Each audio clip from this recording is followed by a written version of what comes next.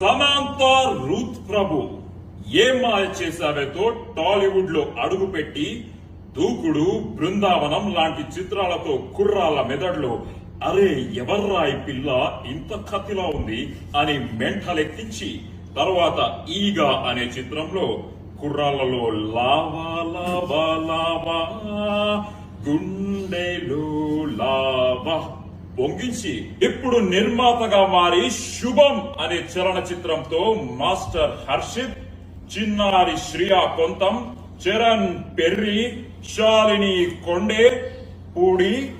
శ్రావణి, గవిరెడ్డి శ్రీనివాస్ రెడ్డి వీళ్ళతో పాటు వంశీధర్ అనే ఒక మహానటుని కూడా ఇంట్రొడ్యూస్ చేస్తుంది.